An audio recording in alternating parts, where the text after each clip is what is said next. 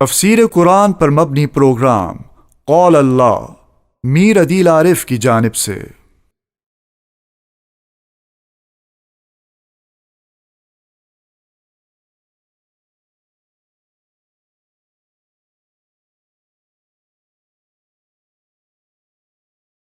بسم اللہ الرحمن الرحیم۔ پروگرام قول اللہ میں انشاءاللہ آج ہم سورہ توبہ کا 7واں رکوع ترجمے اور تفسیر کے ساتھ پڑھیں گے علی حسب ترتیب۔ سب سے پہلے 7ویں رکوع کا ترجمہ، پھر اس کے بعد اس کی مختصر جیسی تفسیر ہوگی۔ اعوذ باللہ من الشیطان الرجیم، بسم اللہ الرحمن الرحیم۔ عفی اللہ عنک،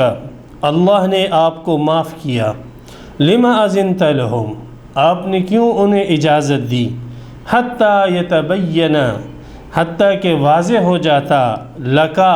تجھ پر، الذین صدقوا، وہ لوگ واضح ہو جاتے جنہوں نے سچ کہا، وتعلم الکاذبین، اور تو جان جاتا جھوٹ بولنے والوں کو۔ لا یستأذنک الذین یؤمنون باللہ والیوم الآخر، اجازت نہیں مانگتے ہیں تجھ سے وہ لوگ جو ایمان رکھتے ہیں اللہ پر اور آخرت کے دن پر، ان یجاہدوا باموالہم وانفسہم، کہ وہ جہاد کرے اپنے مالوں کے ساتھ اور اپنی جانوں کے ساتھ۔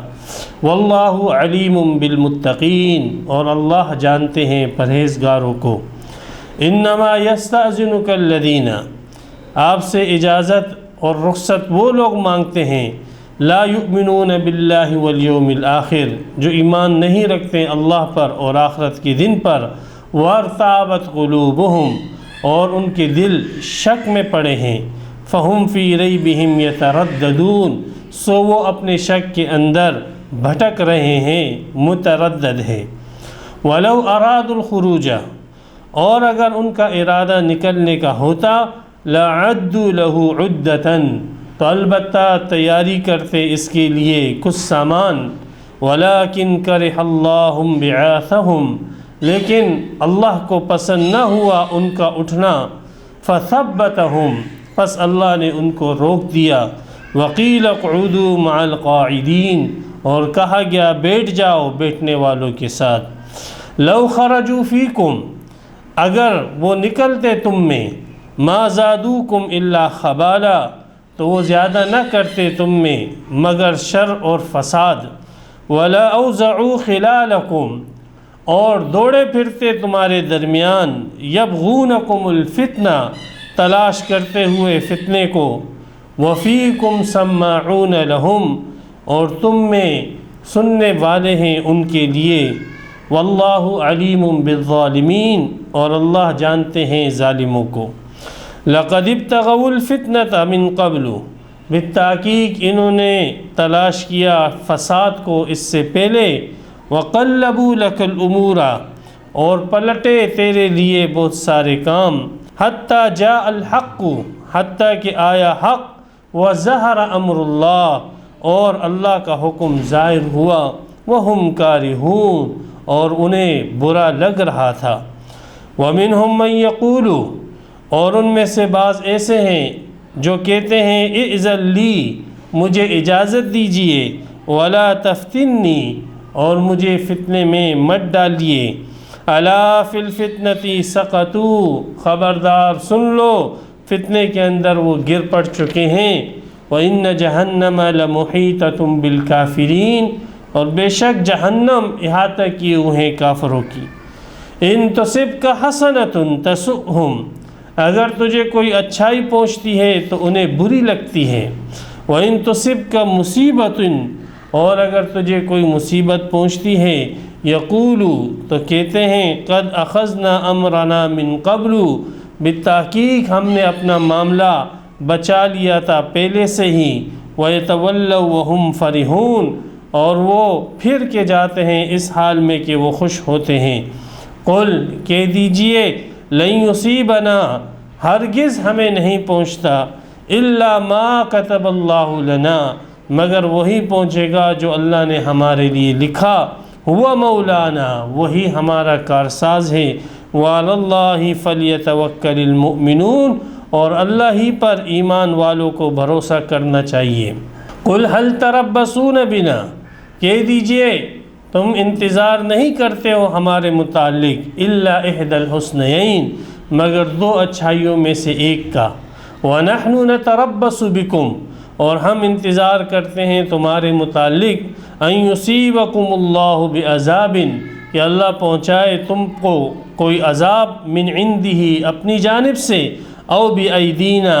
یا ہمارے ہاتھوں سے، فَتَرَبَّصُوا پس تم انتظار کرو، اِنَّا مَعَكُمْ مُتَرَبِّصُونَ بے شک ہم بھی تمہارے ساتھ انتظار کر رہے ہیں۔ قُلْ أَنفِقُوا کہہ دیجئے خرچ کرو، طوعاً خوشی سے، او کرہن یا ناگواری سے، لن يتقبل منکم ہرگز تم سے قبول نہ کیا جائے گا، انکم کنتم قوما فاسقین بے شک تم نافرمان فاسق قوم ہو۔ وما منعہم اور کس چیز نے منع کیا ان کو، ان تقبل منہم کہ قبول کیا جائے ان سے، نفقاتہم ان کا خرچ کیا ہوا، الا مگر اسی بات نے، انہم کفروا باللہ وبرسولہ کہ بے شک انہوں نے انکار کیا اللہ کا اور اس کے رسول کا، ولا یأتون الصلاة الا وہم کسالى اور وہ نہیں آتے نماز کے لیے مگر اس حال میں کہ وہ سست ہوتے ہیں، ولا ينفقون اور وہ خرچ نہیں کرتے الا وہم کارہون مگر اس حال میں کہ انہیں ناگوار لگتا ہے۔ فلا تعجبک اموالہم ولا اولادہم پس تجھے تعجب میں نہ ڈالے، حیرت میں نہ ڈالے ان کے مال اور نہ ان کی اولاد، انما یرید اللہ بے شک اللہ ارادہ کرتا ہے، لیعذبہم بہا کہ عذاب دے ان کو اس کے ساتھ، فی الحیات الدنیا دنیا کی زندگی میں، وتزہق انفسہم اور ان کی جانیں نکلے، وہم کافرون اس حال میں کہ یہ کافر ہوں، ویحلفون باللہ اور وہ قسم کھاتے ہیں اللہ کی، انہم لمنکم کہ بے شک وہ تم میں سے ہیں، وما ہم منکم اور وہ تم میں سے نہیں ہیں، ولکنہم قوم یفرقون لیکن وہ ایسی قوم ہے جو ڈرتی ہے۔ لو یجدون ملجأ اگر وہ پالے کوئی ٹھکانہ، او مغارات یا غار، او مدخلا یا سر گھسانے کی کوئی جگہ، لولوا الیہ تو اس کی طرف پھر جائے، وہم یجمعون اس حال میں کہ وہ سرکش گھوڑوں کی طرح دوڑتے ہوئے چلے جائیں گے۔ ومنہم من یلمزک اور ان میں سے بعض آپ کو طعنہ دیتے ہیں، فی الصدقات خیرات کے متعلق، فإن اوتوا منہا اگر ان کو دیا جائے اس میں سے، رضوا تو خوش ہوتے ہیں، وإن لم يعطوا منہا اور اگر نہ دیا جائے اس میں سے، اذا ہم یسخطون تب وہ ناراض ہوتے ہیں۔ ولو انہم رضوا اور اگر وہ راضی ہو، ما اس پر آتاہم اللہ ورسولہ جو دیا ان کو اللہ نے اور اس کے رسول نے، وقالوا اور کہا، حسبنا اللہ کہتے کہ اللہ ہمارے لیے کافی، سیؤتین اللہ من فضلہ ورسولہ ان قریب اللہ ہمیں دے گا اپنے فضل سے اور اس کا رسول، انا الی اللہ راغبون بے شک ہم اللہ ہی کی طرف رغبت رکھتے ہیں۔ یہاں پر سورہ توبہ کا 7واں رکوع مکمل ہوا اور 59 آیتیں اس کی پوری ہو چکی۔ سورہ توبہ کا بنیادی مضمون جیسے میں عرض کر چکا ہوں ہر رکوع کے شروع میں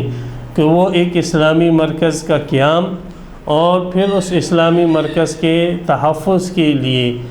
وہ ذمہ داریاں جو حوالے کی گئی ہیں مسلمانوں کی، ان ذمہ داریوں کا بیان، اور اس ذمہ داریوں میں سب سے اہم ذمہ داری جس میں اسلامی حکومت، اسلامی نظام، اسلامی مرکز، دین کا بقا ہے، وہ مرکزی حکم جہاد فی سبیل اللہ ہے۔ اس لیے جہاد کو ایک معیار اور پیمانہ بنا دیا گیا، مومن اور منافق، مومن اور کافر کے درمیان حد فاصل کے طور پر، کہ جو مومن ہوگا تو وہ جہاد فی سبیل اللہ سے پیچھے نہیں رہے گا بغیر کسی عذر کے، اور جس کے دل میں ایمان نہیں ہوگا تو وہ بغیر کسی عذر کے جہاد سے پیچھے رہنے کو اپنے لیے اچھا سمجھے گا۔ اس رکوع کے شروع میں رسول صلی اللہ علیہ وسلم کے ایک واقعے کا ذکر اور اس کی طرف اشارہ موجود ہے کہ جب منافقین پیغمبر علیہ السلام کے پاس آتے اور آپ علیہ السلام سے عذر کرتے جھوٹے کہ ہمارے گھروں میں یہ معاملات ہیں، ایسے ایسے آزار اور پریشانیاں ہیں، ہم آپ کے ساتھ جہاد پہ نہیں جا سکتے ہیں، تو آپ علیہ السلام یہ سوچتے کہ ان لوگوں کا جہاد میں جانا یہ تو مسلمانوں کو کمزور کرے گا، ان سے خیر کے بجائے اور زیادہ شر ملے گا، ان کے جانے کے بجائے ان کا نہ جانا جو ہے وہ بہتر ہے۔ اس لیے رسول اللہ صلی اللہ علیہ وسلم ان کو اجازت دے دیتے تھے اور کہتے ٹھیک ہے آپ جو ہے بیٹھے رہو گھروں میں، آپ جہاد کے لیے نہ جاؤ۔ رسول اللہ صلی اللہ علیہ وسلم کو اس اجتہاد پر اللہ سبحانہ و تعالی کی طرف سے ایک تنبیہ کی گئی اور کہا گیا کہ آپ کا یہ اجتہاد بالکل حق ہے اور آپ کا یہ اجتہاد بالکل واقعے کے مطابق اور صحیح ہے، اور آپ کے ان کو گھروں میں جانے کی اجازت دینا اس میں خیر ہے۔ یہ اگر آپ کے ساتھ جاتے تو واقعی جیسے آپ کو ان کے متعلق گمان تھا کہ یہ شر اور فساد ہی برپا کرتے مسلمانوں میں، آپ کا یہ گمان ان کے متعلق بالکل حق اور صحیح، لیکن اس اجتہاد کے اندر آپ سے ایک چھوٹا سا تسامح ہوا ہے، اور ایک چیز جو ہے وہ آپ کے سامنے نہیں رہی، وہ یہ کہ آپ کے اس قول سے ان کو ایک سند مل چکی کہ جب آپ نے ان سے یہ فرمایا کہ آپ گھروں میں بیٹھے رہو، تو انہوں نے رسول کے اس قول کو اپنے لیے جہاد میں نہ جانے کی دلیل بنا لیا،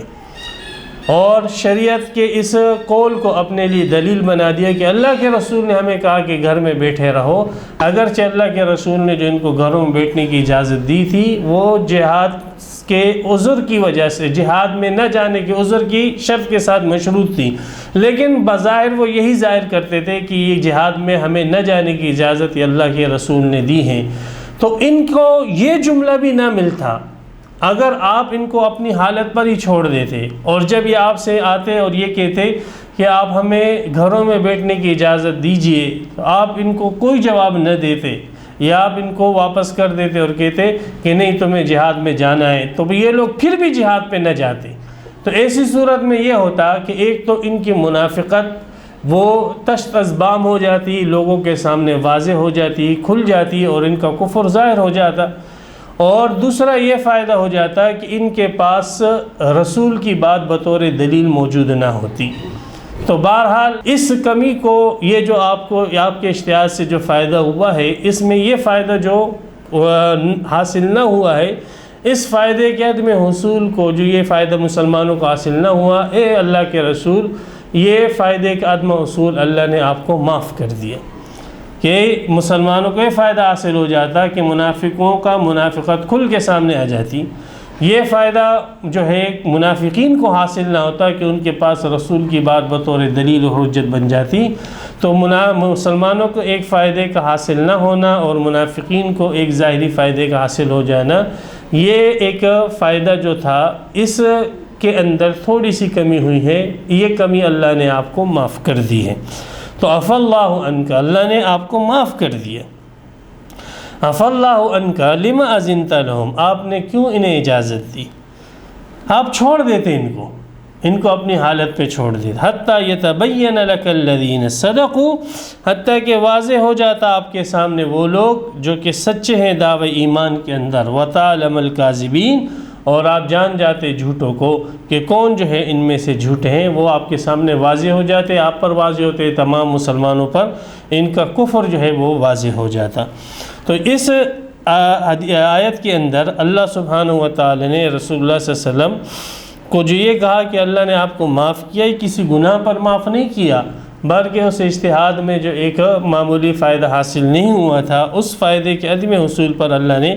آپ کو کہا کہ ہم نے آپ کو معاف کیا۔ بعض کوتاہ نظر جو ہے وہ اس قسم کی آیتوں کو دلیل بنا کر انبیاء کرام کی عصمت پر جو ہے زبان درازی کرتے ہیں۔ تمام مسلمانوں کا یہ اتفاقی عقیدہ اور نظریہ ہے کہ انبیاء کرام ہر قسم کے گناہوں سے پاک اور معصوم ہیں، اور جو شخص اس نظریے کے خلاف کوئی عقیدہ رکھتا ہے تو وہ اہل اسلام سے، اہل سنت والجماعت سے خارج ہے۔ تو بہرحال یہ ان کی کوتاہ نظری ہے کہ وہ عفا اللہ ان کا کو گناہ کے اوپر حمل کرتے ہیں، حالانکہ یہاں پر کوئی گناہ کی بات نہیں ہے۔ رسول اللہ صلی اللہ علیہ وسلم کے اس اجازت دینے کی تصویب خود اللہ سبحانہ و تعالی نے آگے کی ہے کہ آپ کا یہ اجازت دینا بالکل صحیح تھا، اور ان کا مسلمانوں کے ساتھ جانے میں جو نقصانات تھے جو آپ کے ذہن میں تھے وہ بالکل درست تھے، اور آپ کا یہ اجتہاد بالکل صحیح تھا۔ صرف ایک معمولی جو ہے فائدہ جو منافقین کو حاصل ہو رہا تھا اور علیہ السلام کو حاصل نہیں ہوا، وہ فائدے کے عدم حصول پر اللہ نے آپ کو معاف کیا۔ اس سے یہ مسئلہ بھی معلوم ہوا کہ مفتیان حضرات سے بعض لوگ جو ہے وہ اپنی خواہشات کے مطابق فتوے پوچھتے ہیں، تو مفتی قاضی صاحب وغیرہ ان حضرات کو اگر یہ معلوم ہو جائے تجربے کی بنیاد پر یا اپنی ثوابدید کی بنیاد پر یا اللہ سبحانہ و تعالی کی طرف سے الہامات کی بنیاد پر یہ بات معلوم ہو جائے کہ یہ آدمی جو آزار پیش کر رہا ہے یہ اس آزار کے اندر یہ غلط ہے، اور یہ محض مفتی کے اسکول کو اپنے لیے ایک دلیل بنانا چاہتا ہے اپنے ناجائز کام کے لیے، تو مفتی کو چاہیے کہ وہ اس کو اس ناجائز کام کے اوپر جو ہے کوئی دلیل فراہم نہ کرے، اگرچہ بظاہر وہ کتنے بھی ظاہری طور پر آزار پیش کریں۔ جیسے اکثر جو معاملہ ہوتا ہے کہ لوگ جو طلاق دے دیتے ہیں، 3 طلاقیں، پھر مفتی کے پاس آ کر وہ یہی کہتے ہیں کہ ہم نے جو طلاق دی وہ اس حالت میں دی، ایسے ہوا، یہ کہے، یہ سارے کے سارے آزار جو بیان کرتے ہیں، تو مفتی صاحب ان کے اوپر جو ہے ان کی حالت کو دیکھ کر اور ان کو ایک مومن سچا سمجھ کر یہ قول دے دیتے ہیں کہ طلاق نہیں ہوئی، تو وہ مفتی کے اس بات کو غلط انداز سے استعمال کرتے ہیں اور اس کو ایک دلیل بنا دیتے ہیں کہ دیکھو مفتی صاحب نے ہمیں یہ دلیل دے دی اور یہ فتویٰ دے دیا ہے، حالانکہ مفتی صاحب نے جو فتویٰ دیا وہ ان شرطوں پر اور ان آزار کی بنیاد پر ہے کہ جو آزار اس نے ظاہر کیے تھے۔ تو بہرحال اس میں تنبیہ ہے اس بات پر کہ اس قسم کے اجتہادی معاملات کے اندر اگر ایسا شخص جو بے دینی کا طالب ہے اس کو سند نہ دی جائے، وہ بے دینی ہی کرے گا، اگر آپ اس کو سند نہ دو گے وہ بے دینی ہی کی طرف جائے گا، لیکن آپ اس کو جو ہے کم از کم اس بے دینی کی سند نہ دیں۔ لا یستاذنک الذین یؤمنون باللہ، منافقین کی علامتوں میں سے علامتوں کا ذکر چل رہا تھا، منافقین کی علامتیں کا بیان پیچھے آیا تھا کہ منافقین جھوٹے قسمیں کھاتے ہیں بہت زیادہ، منافقین جو ہے وہ مال کی لالچ رکھتے ہیں، اور مال کی لالچ اگر مال مل رہا ہو تو لڑائی میں اس وقت شریک ہوتے ہیں کہ جب ان کو مال کی لالچ اور طمع ہو، اور وہ بھی اس وقت جب کہ وہ جنگ آسان ہوتی، ان علامتیں وہاں پہ ذکر تھیں۔ اسی طرح منافقین کی چوتھی علامت یہاں پر کہ منافق کی حتی الامکان کوشش یہ ہوتی ہے کہ جہاد میں نہ جائے، اللہ کے راستے میں لڑنے کے لیے نہ جائے، حالانکہ یہ منافق قوم کے معاملے میں لڑنے کے لیے جاتا ہے، یہ منافق وطنیت کے لیے لڑنے کے لیے جاتا ہے، لسانیت اور عصبیت کے لیے لڑنے کے لیے جاتا ہے، لیکن اعلاء کلمت اللہ کے لیے جب اس کو کہا جائے کہ نکلو تو یہ کبھی بھی نہیں نکلتا۔ یہی عرب کے لوگ جو کہ ایک دوسرے کے خون کو پانی سے بھی ارزاں سمجھتے تھے، اور یہی منافقین عرب کے جو ایک دوسرے کے قتل کرنے کو جانور کے قتل سے بھی معمولی سمجھتے تھے، تو ایک دوسرے کا قتل کرنا ان کے لیے کوئی مشکل نہیں تھا، لیکن جب ان سے کہا گیا کہ کافروں کو اللہ کے دین کے لیے قتل کرو تو پھر وہ عذر کرنے لگے اور مسلمانوں سے کہنے لگے کہ نہیں، اعلاء کلمت اللہ کے لیے ہم جہاد نہیں کر سکتے ہیں۔ تو اس قسم کے آزار بنا کر اعلاء کلمت اللہ سے کے لیے لڑنے سے پیچھے رہ جانا، یہ منافق کی سب سے بڑی علامت اور پہچان یہ ہے کہ یہ منافق قومیت، وطنیت، لسانیت اور ہر قسم کے نظریے پہ لڑنے مرنے کے لیے تیار ہوگا، لیکن جہاں بات آئے گی اعلاء کلمت اللہ کے لیے اسلحہ اٹھانے کی تو اس منافق کی ایک چھری بھی جو ہے اور ایک خون کا قطرہ بھی اس راستے میں نہیں گرے گا، اور مسلمانوں کے جھوٹے عذر بیان کر کے وہ مطمئن کرنے کی کوشش کرے گا کہ میں ان آزار کی وجہ سے جو ہے وہ جہاد میں نہیں گیا۔ تو یہ چوتھی علامت ان کی ہے کہ لا یستاذنک الذین یؤمنون باللہ والیوم، ان کے برعکس ایمان والوں کی حالت تو ایسی ہے کہ وہ تو اللہ اور اس کے رسول سے اجازت نہیں مانگتے ہیں کہ ہم جو ہے جہاد کے لیے جائیں گے، بلکہ وہ اپنے آپ کو پیش کر دیں کہ ہم آئے ہیں، ہمیں آپ کہیں لگائیں، ہم یہ مال لے کر آئے ہیں، یہ مال آپ کہیں لگائیں، ہم اپنی جان اپنی اولاد لے کر آئے ہیں، اپنے مال اور اولاد کو آپ کہیں کھپائیں، وہ تو اپنے آپ کو پیش کرتے ہیں۔ لا یستاذنک الذین، اجازت نہیں مانگتے ہیں آپ سے وہ لوگ جو ایمان رکھتے ہیں اللہ اور آخرت کے دن پر، ان یجاہدوا باموالہم وانفسہم، کہ وہ جہاد کرے اپنے مالوں اور اپنی جانوں کے ساتھ۔ وہ تو اپنے آپ کو خود پیش کرتے ہیں، وہ کہاں اجازتیں مانگتے ہیں کہ ہم لڑیں گے نہ لڑیں، ہم جائیں کہ نہ جائیں، ہم ان کافروں کے ساتھ مقابلہ۔ وہ تو اپنے آپ کو پیش کرتے ہیں کہ اللہ کے رسول ہم حاضر ہیں، اگر آپ ہمیں حکم دو سمندر میں کودنے کا ہم سمندر کے اندر کود جائیں گے، اگر آپ ہمیں بڑی بڑی طاقتوں کے ساتھ لڑنے کا حکم دو گے، ہم ہماری جان ہماری مال ہماری اولاد جو ہے اعلاء کلمت اللہ کے لیے حاضر ہیں۔ وہ کبھی بھی اجازت نہیں مانگے گی۔ واللہ علیم بالمتقین۔ اور اس کے برعکس منافقین کی علامت پہچانی کیا ہے؟ انما یستاذنک الذین، آپ سے رخصت مانگتے ہیں۔ یہاں پہ استیذان بمعنی یہ جہاد میں نہ جانے کی اجازت، وہاں پہ تھا اجازت جانے کی، وہ جانے کی اجازت نہیں مانگتے، وہ تو بغیر ان کے اجازت جو ہے ان کو دیے وہ خود اپنے آپ کو پیش کر دیں۔ حضرت اکرمہ رضی اللہ تعالیٰ عنہ ایک محاذ پر اور جنگ پر تھے، سامنے دشمنوں کا لشکر تھا۔ حضرت اکرمہ رضی اللہ تعالیٰ عنہ نے گھوڑے کو اینٹ لگائی اور ان کے اوپر حملہ کرنے کی کوشش کی۔ خالد بن ولید نے کہا کہ اے اکرمہ، امیر کی اطاعت کرو۔ اکرمہ نے کہا کہ اے خالد، ہم بہت پیچھے رہ چکے ہیں، خدا را ہمیں اور جو ہے پیچھے رہنے مت دو، ہمیں چھوڑو کہ ہم اللہ کے نام پر اپنے خون کو بہائیں اور اپنی جانوں کو جو ہے اللہ کے نام پر نچاور کریں۔ تو وہ تو اپنی جانوں کو نچاور کرنے کے لیے اجازت نہیں مانگتے۔ اور یہ انما یستاذنک، آپ سے رخصت مانگتے ہیں وہ لوگ جو ایمان نہیں رکھتے اللہ پر اور آخرت کے دن پر، اور ان کی دل شک کے اندر پڑے ہیں۔ فہم فی ریبہم یترددون، وہ اسی شک کے اندر متردد ہے، حیران ہے، پریشان ہے۔ یہ منافق کی ایک علامت یہ ہے۔ یہ پانچویں علامت آ جائے گی منافقین کی، کہ منافق جو ہے ایمانیات کے اندر مضطرب رہتا ہے، پریشان رہتا ہے۔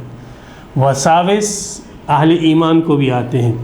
وساوس مومن کو بھی آتے ہیں، شک کی باتیں شیطان جو ہے مومن کے دل میں بھی ڈالتا ہے، لیکن مومن ان شکوک کے پیچھے نہیں چلتا، اور اس کو یہ یقین ہوتا ہے کہ میرے دل میں وساوس جو آ رہے ہیں یہ سب غلط ہیں،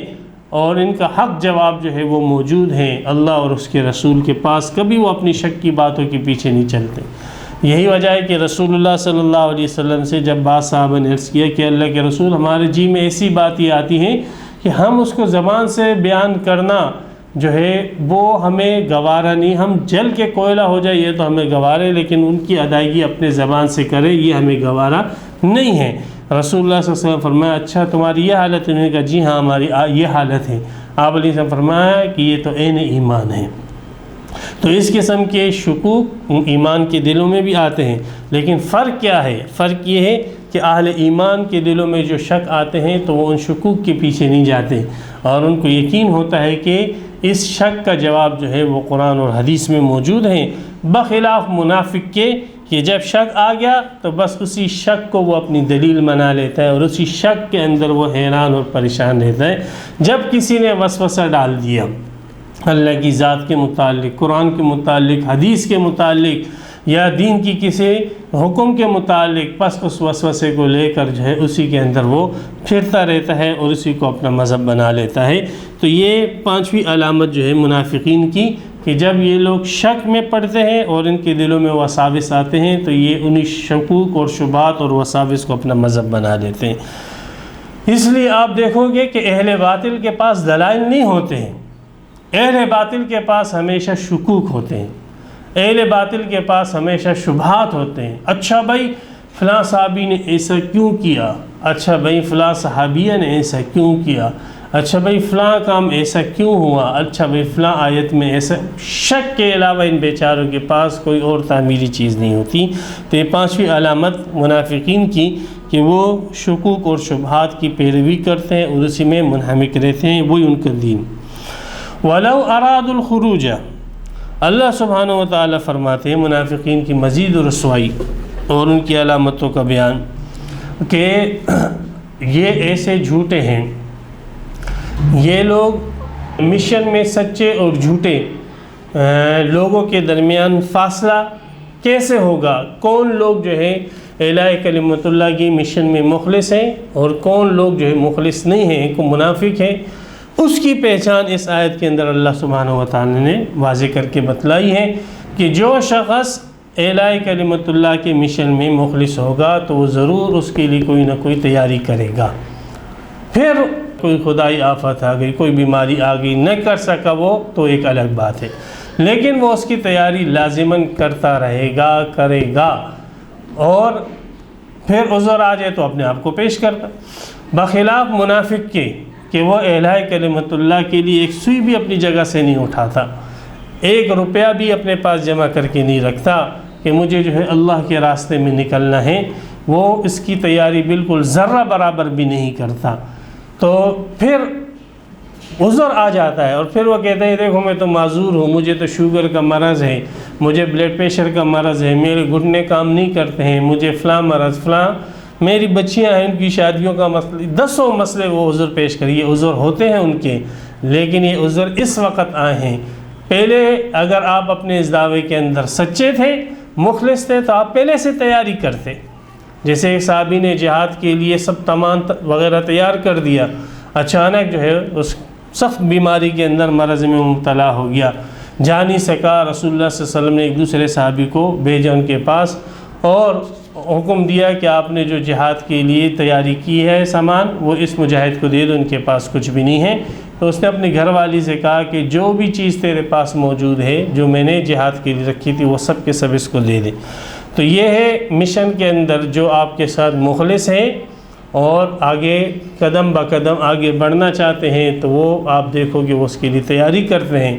جو حج کے لیے جانا چاہ رہا ہے وہ حج کے لیے تیاری کرے گا، جو نماز کے لیے وہ نماز کی تیاری کرے گا، فجر میں اٹھنا ہے تو وہ الارم لگائے گا، وہ کسی کو مقرر کرے گا کہ مجھے اٹھاؤ، پھر الارم نہیں بجا یا الارم بجا لیکن اس کی نیند اتنی گہری تھی کہ نہ اٹھا، یا جس آدمی کو اس نے مقرر کیا تھا اس نے اس کو نہ اٹھایا، تو پھر یہ شخص معذور ہے۔ لیکن اگر رات کو سونے سے پہلے اس نے اس قسم کا کوئی اہتمام نہ کیا، کوئی تیاری نہ کی اور پھر نہ اٹھا، تو پھر یہ کوئی عذر نہیں ہے، یہ ہے حد فاصل، کس کا عذر صحیح ہے اور کس کا عذر جو ہے وہ غلط ہے۔ یہ ایک بہت بڑی جو ہے بنیادی بات اس آیت کے اندر بیان کی گئی کہ وَلَوْ أَرَادُوا الْخُرُوجَ، اگر ان کا ارادہ نکلنے کا ہوتا لَعَدُّوا لَهُ عُدَّةً، تو کچھ تو تیاری کر لیتے اس کے لیے، کچھ تو سامان بنا لیتے، کچھ تو ادھر ادھر کی حرکت کرتے۔ اس قسم کی کوئی حرکت اور کوئی نقل و رفت ان کی طرف سے نہیں ہوئی۔ حقیقت یہ ہے کہ جہاد میں جانا اور نیکی کا کام کرنا یہ اللہ کی توفیق سے ہے، یہ ان کے بس میں کہاں۔ اللہ سبحانہ و تعالی جن بندوں کو پسند کرتے ہیں ان کو اس بات کی توفیق دیتے ہیں کہ وہ مسجدوں میں آ کے نماز پڑھتے ہیں۔ اللہ اپنے محبوب بندوں کو زکوٰۃ دینے کی توفیق دیتے ہیں، حج پہ جانے کی توفیق دیتے ہیں، جہاد فی سبیل اللہ کی توفیق دیتے ہیں، اچھے اخلاق کی توفیق دیتے ہیں، نیک کاموں میں آگے ایک دوسرے سے بڑھنے کی، تو یہ سب اللہ کی توفیق سے ہوتا ہے۔ اگر یہ لوگ اس جہاد فی سبیل اللہ میں پیچھے رہے ہیں تو در حقیقت یہ ہے کہ اللہ سبحانہ و تعالی نے ان کو توفیق ہی نہیں دی۔ وَلَٰكِنْ كَرِهَ اللَّهُ بِعَاثَهُمْ، لیکن اللہ کو پسند نہ آیا ان کا اٹھنا اور ان کا نکلنا، بیٹھے رہو، یہ اللہ ہی کی طرف سے ان کو توفیق نہیں ہوئی۔ فَثَبَّتَهُمْ، تو اس سے یہ پتہ لگا کہ اللہ کی توفیق کو کھینچنے کا ذریعہ یہ ہے کہ انسان ارادے کرے، اچھے ارادے کرے اور اچھے ارادوں کی دلیل پیش کرے کہ اس کے متعلق کوئی عمل، کوئی پیش رفت کرے، یہ اس کے اچھے ارادوں کی دلیل بنے گی۔ صرف مطلق ارادہ، ہاں بھائی میرا ارادہ ہے، مطلق ارادہ، اس ارادوں کے لیے بھائی میرا جانے کا ارادہ ہے، اس کے لیے کچھ نہ کچھ جمع کرے، میرا جہاد فی سبیل اللہ، اس کے لیے کچھ نہ کچھ جمع کرے۔ تو جو شخص اس قسم کا ارادہ کرتا ہے اللہ تعالیٰ اس کو توفیق بھی دے دیتے ہیں، اور جو شخص اس قسم کا ارادہ نہیں کرتا اللہ سبحانہ و تعالیٰ اس کو مزید اس کو ناپسند کرتے اور خیر کے کاموں سے دور کر دیتے ہیں۔ لیکن اللہ نے پسند نہ کیا ان کے اٹھنے کو، فثبتہم، اللہ نے ان کو بٹھا دیا، اللہ سبحانہ وتعالیٰ نے ان کے روک دیا۔ تثبیت کہتے ہیں کسی شخص کو ایک کام سے روک کر دوسرے کام میں لگا دے جو مقصودی دی ہو، یا وہ شخص جو سست روی سے کوئی کام کر رہا ہو، اللہ نے ان کو سست کر دیا، کاہل کر دیا۔ وَقِيلَ اقْعُدُوا مَعَ الْقَاعِدِينَ، اور کہا گیا بیٹھے رہو بیٹھے رہنے والوں کے ساتھ۔ یہ تکوینی طور پر اللہ کی طرف سے بات ہوگی کہ ہو جا بس بیٹھ جاؤ۔ وَقِيلَ اقْعُدُوا مَعَ الْقَاعِدِينَ، یہ بھی مفسرین نے لکھا ہے کہ اس قیل کا قائل، اس کہنے والے کا قائل ہو سکتا ہے کہ ان کے سرداران ہو یا شیطان ہو جنہوں نے ان کو وسوسہ ڈالا اور بیٹھا ابھی بیٹھے رہو، ابھی نماز کے لیے نہ جاؤ، ابھی جہاد کے لیے نہ جاؤ، اپنے گھروں کے اندر بھی کہاں نکلتے ہو تم، اللہ کے راستے میں اتنی گرمی، اتنی پریشانی، اتنی تکلیفیں کیوں اٹھاتے ہو؟ تو یہ وساوس جو ڈالیے جاتے ہیں شیطان کی طرف سے، تو ممکن ہے کہ یہ جملہ جو ان کی دلوں میں ڈالا گیا ہو یہ شیطان کی طرف سے ہو۔ تو منافقین کی چھٹی علامت یہ کہ یہ خیر کے کاموں کے لیے، چونکہ آخرت پر ایمان نہیں، اللہ پر ایمان نہیں، تو اس کے لیے کسی قسم کی کوئی تیاری نہیں کرتے ہیں، بخلاف دنیا کے کاموں کے لیے آپ دیکھو گے کہ یہاں بچہ پیدا نہیں ہوا اور وہاں پر اس کی شادی کے لیے اور اس کی دوسرے کاموں کے لیے اور رسومات کے لیے ابھی سے جو ہے پائی جمع کرنا شروع کر دے گی۔ لو خرجوا فیکم ما زادوکم الا خبالا، یہاں سے رسول اللہ صلی اللہ علیہ وسلم کے اس اجتہاد کی تصویب کی جا رہی ہے، اور آپ علیہ السلام نے جن گمانوں کو ان کے متعلق سوچا تھا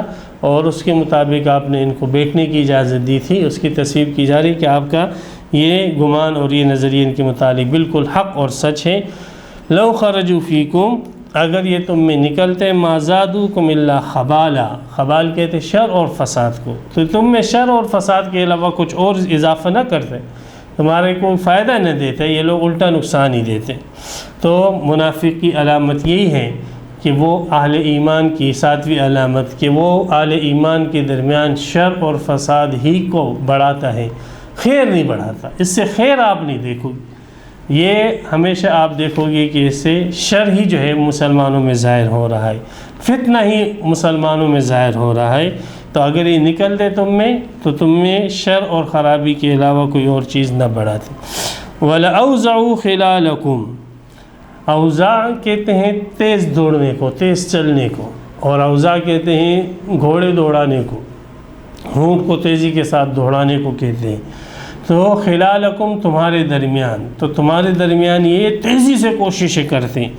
کیا کوششیں کرتے ہیں؟ یبغونکم الفتنہ، کوئی نہ کوئی فتنہ، کوئی نہ کوئی فساد ڈھونڈتے ہیں کہ کوئی نہ کوئی پوائنٹ ہمیں ملے جس کی وجہ سے ہم مسلمانوں کی جمعیت کو ختم کر دیں۔ چغل خوری، ایک کی امیر کی بات دوسرے کو پہنچانا، ماتحت کے جو کوئی غلطی ہو جائے اس کو امیر کے سامنے بڑا چڑھا کر بیان کرنا، امیر کو مجاہدین کو امیر سے بدظن کرنا، اس قسم کے فتنے، اس قسم کے فسادات کی یہ لوگ جستجو میں ہوتے ہیں اور تلاش میں رہتے ہیں۔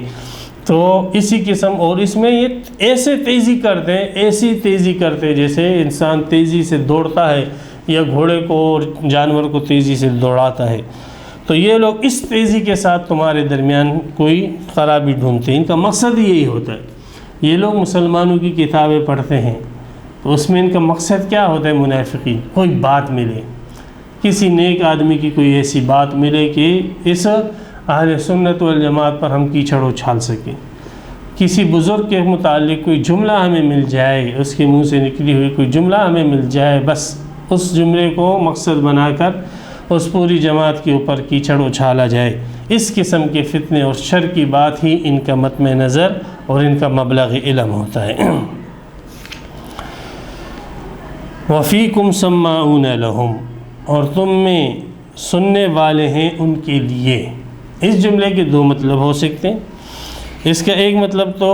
یہ ہو سکتا ہے کہ تم میں ایسے مسلمان بھی ہیں جو کمزور ہیں، نئے نئے مسلمان ہوئے اور جن کا ان منافقین کے ساتھ تعلق ہے رشتہ داری کا یا قومیت کا یا زبان کا یا علاقے کا، تو وہ ان کی باتیں سنتے ہیں، وہ ان کو سنتے ہیں اور ان سے متاثر ہوتے ہیں۔ اس جماعت سے بھی ہوشیار رہنا، اس لیے کہ یہ اس خرابی کے اندر مبتلا ہوتے ہیں کہ یہ باطل لوگوں کی باتیں سنتے ہیں، اور چونکہ ان کے ساتھ ان کا تعلق بھی ہے رشتہ داری کا یا ان کے ساتھ اس کا تعلق ہے علاقائی وغیرہ کوئی تعلق ہے، تو اس باطل کی باتیں سن کے یہ لوگ اس سے متاثر ہوتے ہیں، اور ان کے اس تاثر ہونے کی وجہ سے، متاثر ہونے کی وجہ سے تم بھی فتنے اور فساد کے اندر مبتلا ہو سکتے ہو۔ تو فیکم سماعون لہم، تم میں ایسے ہیں جو سنتے ہیں ان کی باتوں کو، ایک معنی تو یہ۔ دوسرا فیکم سماعون لہم، تم میں ان کے جاسوس بھی موجود ہیں، یہ منافقین جاسوسی کرتے ہیں اپنے بڑوں کے لیے کہ مسلمانوں کے معاملات ان کو بیان کریں۔ واللہ علیم بالظالمین، اللہ ظالموں کو جانتے ہیں۔ تو منافقین کی علامتوں کا ذکر کہ جہاد سے بھاگنا ان کی علامت، منافقین کی علامت کہ دلوں میں ان کی شکوک اور شبہات، بس یہی ان کا مذہب اور دین ہے اور کچھ نہیں۔ منافقین کی علامت کہ خیر کے کاموں کے لیے کوئی تیاری نہیں ہوتی ان میں۔ منافقین کی علامت کہ مسلمانوں کے درمیان ہمیشہ شر اور فساد کی چاہت ہوتی ہے، اور مسلمانوں میں ان کا وجود یہ انتشار اور پراگندی کا ہی باعث بنتا ہے، نہ کہ وحدت اور یکجہتی کا باعث بنتا ہے۔ لقد ابتغوا الفتنة من قبل، بالتحقیق انہوں نے فتنہ اور فساد ڈھونڈا اس سے پہلے بھی کہیں موقعوں پر انہوں نے جو ہے یہ چاہا کہ مسلمانوں کے درمیان فساد ہو اور مسلمان تکلیف میں پڑے، پریشانی میں پڑے۔ وقلبوا لك الامور، اور پلٹے تیرے لیے، لکا الامور تیرے لیے کاموں کو انہوں نے پلٹا۔ اس کی دو معنی ہو سکتے ہیں کہ قلبوا لك الامور یعنی تیرے کاموں کو انہوں نے پلٹنے کی پوری کوشش کی کہ کسی طریقے سے مسلمانوں کی جد و جہد رک جائے، یا قلبوا لك الامور کا یہ مطلب بھی ہو سکتا ہے کہ انہوں نے تیرے لیے اپنے پوری کوششیں لگائی اور اپنے کاموں کو الٹا پلٹا اور اپنی پوری تگ و دود اس میں لگائی کہ رسول اللہ صلی اللہ علیہ وسلم اور مسلمانوں کے کام کسی طریقے سے پلٹ جائیں۔ حتی جاء الحق، یہ اسی تگ و دود میں لگے تھے کہ مسلمانوں کے کام کسی طریقے سے ناکام ہو جائے۔ یہ بھی منافقین کی علامت ہے، 10ویں 11ویں علامت۔ حتی جاء الحق، حتیٰ کہ حق آ گیا، دین اسلام آ گیا، ایمان آ گیا، قرآن آ گیا اور نفاذ شریعت آ گیا۔ وظہر امر اللہ، اللہ کا آرڈر ظاہر ہو گیا، اللہ کا حکم ظاہر ہو گیا۔ وہم کارہون، یہ منافقین کی بڑی علامت کہ اللہ کے قانون کو برا سمجھتے ہیں۔ کافروں کے، انسانوں کے قانون کو، جتنا غلیظ سے غلیظ قانون ہو، ناپاک سے ناپاک قانون ہو، اس کو یہ سینے سے لگاتے ہیں۔ شیاطین کے قوانین کو یہ سروں پر رکھتے ہیں، لیکن اللہ کے بیان کردہ قانون کو یہ ناپسند کرتے ہیں، اچھا نہیں سمجھتے۔ وَمِنْهُمْ مَنْ يَقُولُ ذَلِّي، بعض منافقین کا تقویٰ دیکھو اس کا کہ یہ ان کا کلابی تقویٰ ہے، جیسے کتا جب پیشاب کرتا ہے تو پاؤں اٹھا کر جو ہے پیشاب کرتا ہے تاکہ اس پر چھینٹیں نہ پڑیں۔ تو یہ بعض منافقین ہوتے ہیں مسلمانوں کی جماعت میں جن کا یہ کلابی تقویٰ ہے کہ وہ یہ سمجھتے ہیں کہ لڑائی جو ہے لڑنا اعلاء کلمت اللہ کے لیے، اسلحہ اٹھانا، یہ تو فتنہ ہے۔ تو کہتے ہیں بھائی فتنے کی باتیں نہ کرو، بھائی چارگی کی باتیں کرو، کافروں کے ساتھ محبت کی باتیں کرو، عیسائی یہودیوں کے ساتھ انسانیت کی رواداری کی باتیں کرو، اور یہ فتنے کی باتیں ہیں، مجھے فتنے کے اندر مت ڈالو، مجھے یہیں بیٹھا رہنے دو۔ وَمِنْهُمْ مَنْ يَقُولُ، اور ان میں سے بعض کیے تھے اِذَن لِّی، مجھے آپ اجازت دیجئے، وَلَا تَفْتِنِّی، اور مجھے فتنے میں نہ ڈالیں، میں فتنے میں چلا جاؤں گا۔ جیسے ایک منافق تھا، بنو سلمہ کے سردار جو تھے، رسول اللہ صلی اللہ علیہ وسلم نے کہا کہ اس کی سرداری ختم، جدب بن قیس نام تھا اس کا۔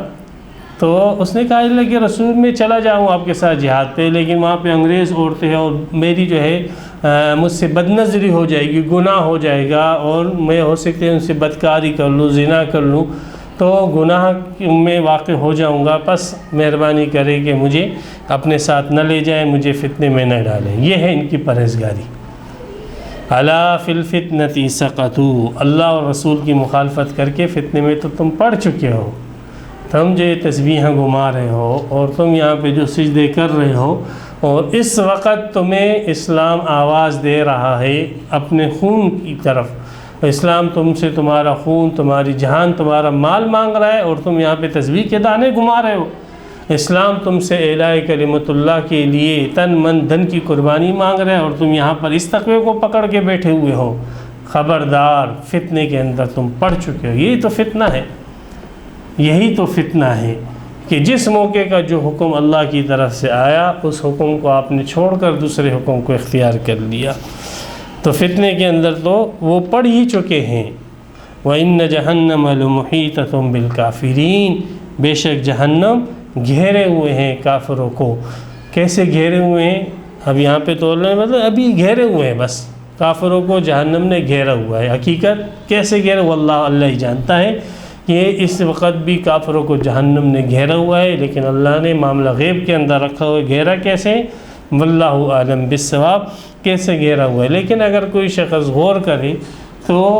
اس کو یہ چیزیں جو وہ سمجھتا ہے کہ اس کی راحت کی چیزیں ہیں، یہ سب اللہ کے امر پر کھڑی گئی ہے اس کو راحت پہنچانے کے لیے.